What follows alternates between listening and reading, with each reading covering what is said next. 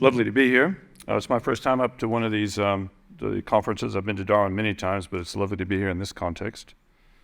I'll just set my timer so I don't get drummed off the stage. Look, this is a kind of an interesting, it's a really interesting forum. It's a credit to all of you folks to actually come and hear about a policy and a market kind of thing. It's not nearly as sexy as on-ground operations, is it? And the crowd has thinned out, but I like to think it's a rarefied crowd now, so that's all very good. Look, my name is John Brisbin. I'm the Science Support Officer at Kowanyama Aboriginal Shire Council. So we're actually under the Queensland Local Government Act. We're a local government, but it's an Aboriginal council. So it's all TOs are the councillors, and most of the TOs are on the staff. It's an Aboriginal council working for an Aboriginal community, so it's in Aboriginal benefit. I happen to be one of the white fellows that get dropped in to do particular things, and I try to do that as best I can. And I want to thank ISEN for our invitation here today, and also want to thank the Larrakia people for the opportunity to come and speak on their country and pay respects to them for that opportunity. This is a subject actually I feel quite passionate about. It's lovely to be in this lineup with the other luminaries up here, and we actually have a lot of connections in the room and together, but I will get extremely enthusiastic and off the track, so if you don't mind, I'll try to stick to my notes, and we'll try to stick to 10 minutes, which isn't easy. And I have a presentation, right. Where are we? Yes, good. Yeah. What? Sissy, I had 10. I've timed it to 10. Okay, I'll talk really fast, okay. All right. I've already acknowledged the Larrakia people, but I also want to say that I would like to acknowledge the people on whom our carbon project is undertaken, and that's the Kunjin and Okala people. And that country hasn't been determined for a native title, which puts council in a bit of a native puts us in a pickle in terms of how to negotiate for a free prior informed consent, because there's no corresponding entity to talk to. Now, that's ridiculous. Of course, it's all a construct of our colonial system we brought in. Thank goodness we've brought civilization to this great continent. Who knows what they would have done before we got here. But anyway, this is a complication that we have to endure because there's no native title, there's no authorized people to speak, but we all know who the right people are. So council on its own bat has taken up this year the opportunity to set up an advisory committee and ask the community to self-nominate who are the right people to speak to for decisions on that country. And in this way, we've created a temporary holding spot until native title is determined, and we think that's the proper thing to do. So that's, I think that's what we're going through in that regard. I won't talk about the carbon project itself very much. We're over on the other side of the Gulf in the Megafan country, the mouth of the Mitchell River. We're very pleased to be in the top 3 projects on the Cape. We've got the Okala people who are way out in front, and then the Deadly folks up at APN. And we're right behind that, so we're very pleased to be in that crowd. Back in 2012-13, old man Broga Yam pushed the Kowanyama Council to actually register a carbon project at his country in Orner Sefton. And at that time, council didn't know anything about setting up or running a carbon project. And that's kind of what the theme of this talk is about, is the importance of being choosy. So thankfully, we became associated with an energetic and honest young forester called Daryl Killen. Daryl was and still is a passionate innovator at the bleeding edge of Savanna burning methods, and to his credit, he maintains a deep commitment to the ethical aspects of the carbon projects on Indigenous lands, which is a recurring theme which Dion's brought up to kick us off in this session. But from the beginning of our project, Daryl took on a huge amount of the work to coordinate and keep the operations going. And we were fortunate to start making money from the very beginning, which is a lot of projects don't have that, but we were fortunate in that regard. But despite Daryl's best efforts, council really couldn't come to the party. And so we had no internal mechanisms to actually engage with the project ourselves. So we had to outsource the project management to a commercial developer.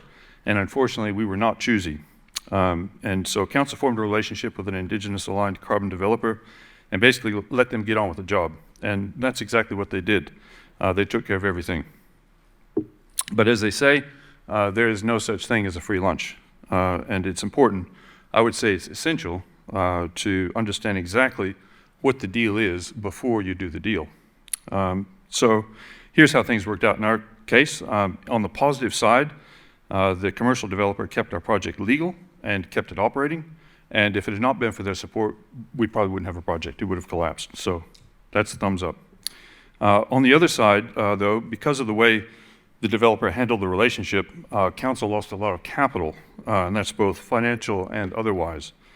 So for example, council gave up the opportunity to upskill our own staff, to get our own people on board from the local community. We kind of gave that up because they were taking care of it over there. We also missed the chance to participate in the selection of the buyers for our ACUs, and this is what has been brought up several times so far, is how we reduce that chain of relationship so we're participating directly in every aspect of the project. We also missed out on almost a decade of knowledge building with the TOs. We missed out on the ecological and cultural aspects of the country, and we failed to sweeten up the country through our activities because it was being undertaken strictly for carbon. So to put it in terms of capital, we lost value in our human capital, we missed out on growing our social capital, and we didn't really develop our natural capital. So on top of all that, the developer provided no line of sight to the money. Remember the money, right? So that's in the picture too. To this day, we have no idea how much the developer put in their bottom line when they cashed in on our credits.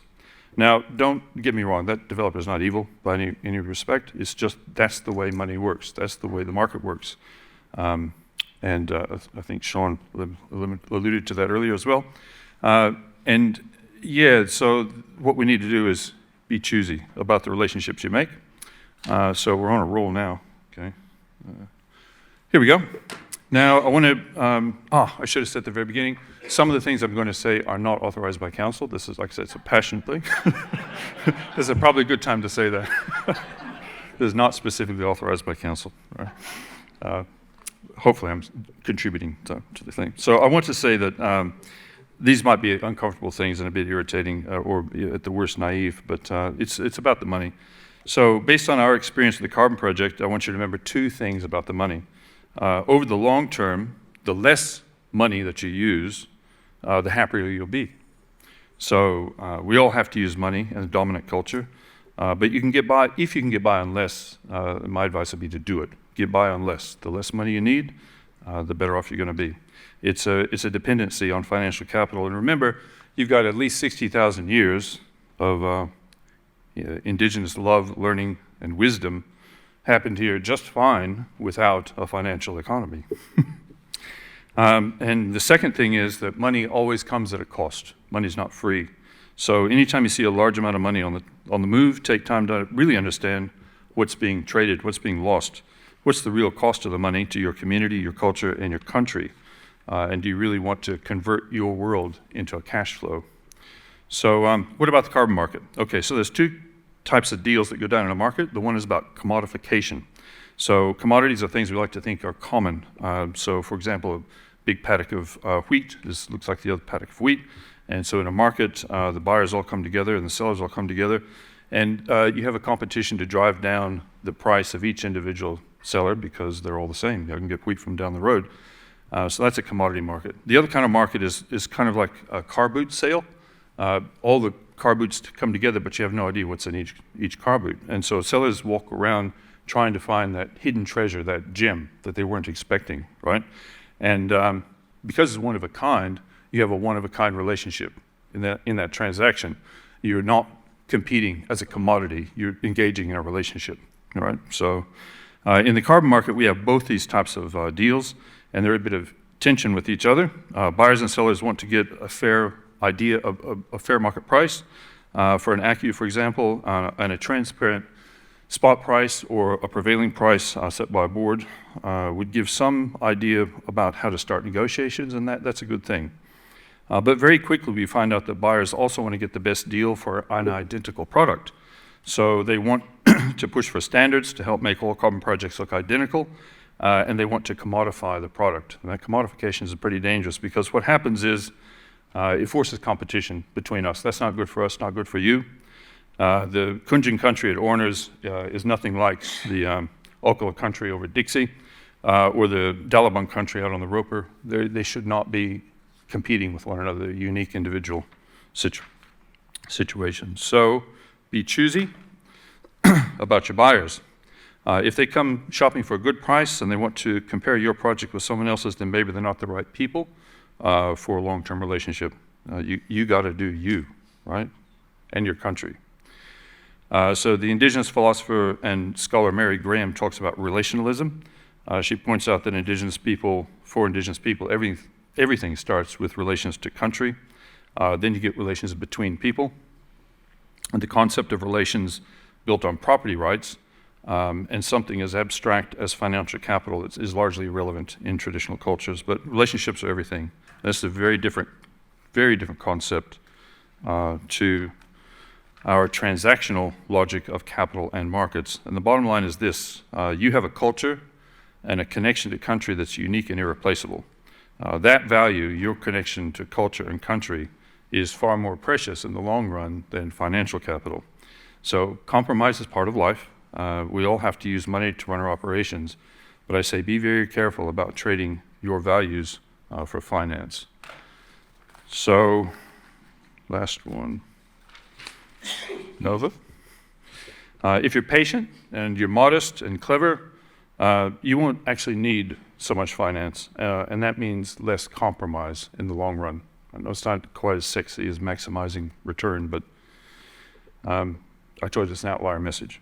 So if you're clear about your values, you'll find relationships with buyers that respect the enormous treasure you bring to the market. So be choosy, you're worth it. Thanks.